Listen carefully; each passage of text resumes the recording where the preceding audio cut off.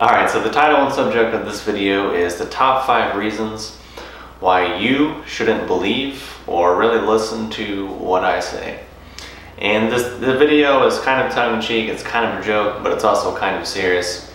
And I really want to make it because it's kind of funny to me, and it's also honest, it's also true, it's also authentic, it's also somewhat vulnerable, and it also perhaps can add some insight and context on really what we're doing here, because people often deeply and profoundly misunderstand what it is that I do and am doing.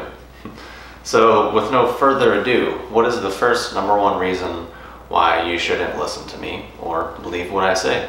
#1 is that I have no degree, official certification, or real credentials to speak of. And honestly, I went to college for 3 or 4 years, and I learned a lot. I studied some things that I really liked, but I honestly quit because I thought it was a waste of time and energy, and I didn't really want to go massively into debt just so I could make, peanuts money per year. So I basically dropped out of college and started my own business back in 2006. Been doing that ever since. People often ask me, oh, well, you're saying these things, you have these opinions, these viewpoints, where do you get it? What gives you the right? Or where'd you go to school? Or how do you can't talk about Chinese medicine, you don't have a degree, or you can't talk about herbs, you don't have a license. It's true, I don't have a license, I don't have a certification, I didn't go to school. I do, however, have some teachers that I've learned a lot of stuff from, and I'm still learning a lot of stuff from. And it has, however, been my life's passion and dedication for about 10 plus years. So there's that. The big reason #2 is that I have been fired from basically every job that I've ever had. From day one, when I had my first job when I was probably 12 or 13, I realized this sucks, I don't like this. Just like on my first day of school in kindergarten, I realized this sucks, I don't like this. When's it gonna be over? So my first day at work when I was 12 or 13, I don't really remember. I was out in the hot heat in the summer in my neighborhood, doing yard work for 8 hours a day in the middle of the summer. My summer's off between, school. And realized I hate this. This is terrible. How can I never do this again?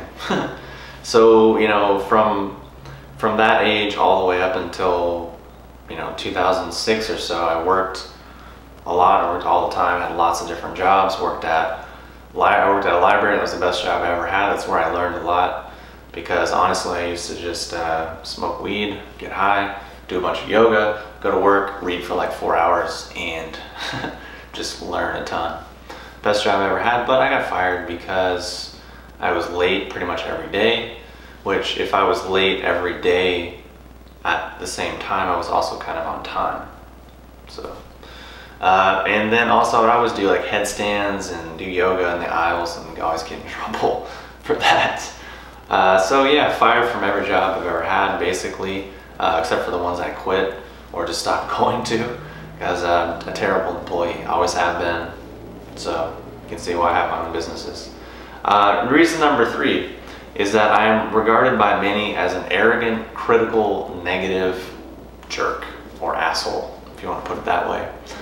This is something which I've gotten somewhat frequently over the course of making videos and the course of my life, honestly. And yeah, it's probably true. I don't know, it's up to you.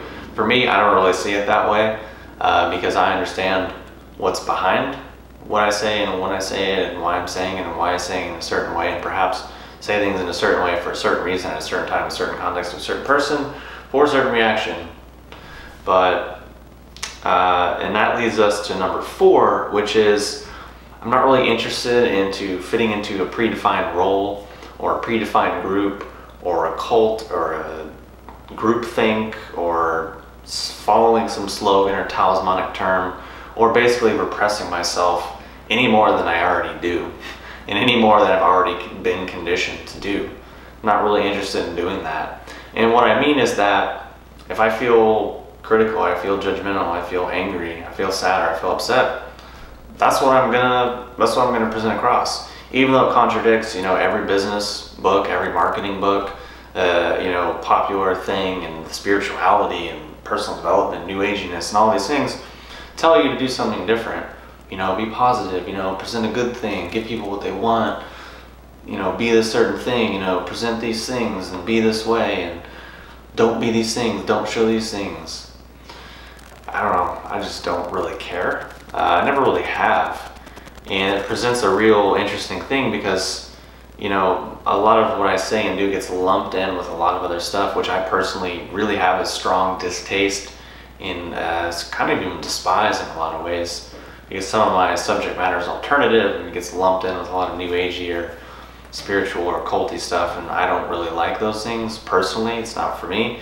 I don't really care to fit into those things, and I don't really care to try to be some sort of guru or like leader figure, whatever, because I think it's bullshit. Honestly, I mean, we're all human. All of us are in this human experience, and we all each contain an archetype of the Savior or the Christ or the Avatar or the superhuman or the uberhuman. We all have this deep drive inside of us, and most of the time we just project it on other people. First it was our parents, first it was God or whoever or whatever institution or power institution, and then it was the government, then it was our teachers, then it was this whole long list of people that were just bleh, giving all of our power away to. And that's kind of gross to me. I think it's kind of really unhealthy. I think it's really unsustainable. I'm not interested in doing it. I'm not interested in participating in it or pretending to do that. And the last reason is a bit bigger, a bit more bigger picture, and it's not really necessarily about me. It's just that we can look at it from a quote from the philosopher Edmund Husserl. He said that perception is a gamble. Nietzsche also said that there are no facts, only interpretations. And then the Tao Te Ching says the way that can be weighed is not the eternal way, the Tao that can be spoken is not the eternal Tao.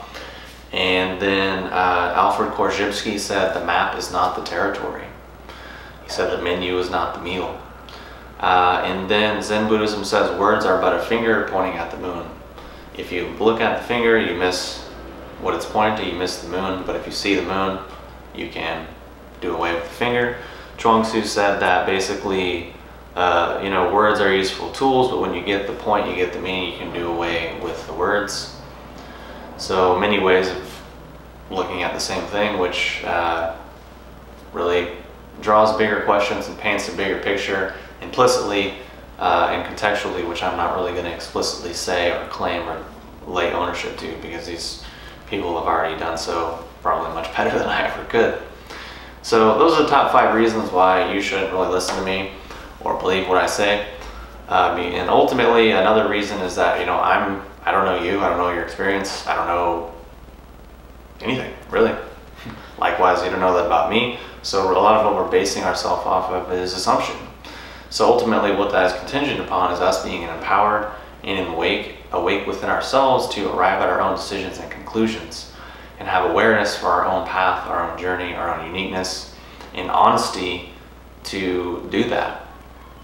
And it takes a lot of courage to basically turn around and face the mirror and see what is, to take responsibility for it is, and not just cling on to the handrails or the guardrails or the training wheels or all these predefined roles and shoulds and shouldn'ts and musts and mustn'ts and all this groupthink and propaganda and slogans and talismanic words and imprisonment and enslavement that we all find ourselves in psychically and mentally.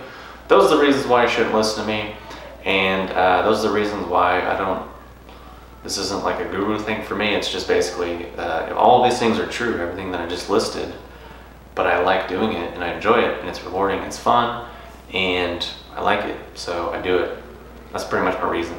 I mean, people send me messages all the time and make up a lot of shit. That's fine, that's their assumptions, it's their right to interpret things, but ultimately, if I didn't like it, I wouldn't do it, because I'm really shitty at doing things that I don't like to do. Totally terrible at it, I really can't do it. So I do it, I like it, and hopefully that's been helpful. And hopefully you've gotten the joke that's been running through here, and also the serious point. So thanks for watching. Thanks for Yeah, comment, subscribe, like the video below. Also, too, another reason I could add in is I'm really unprofessional. My hair is always messed up. I never comb it.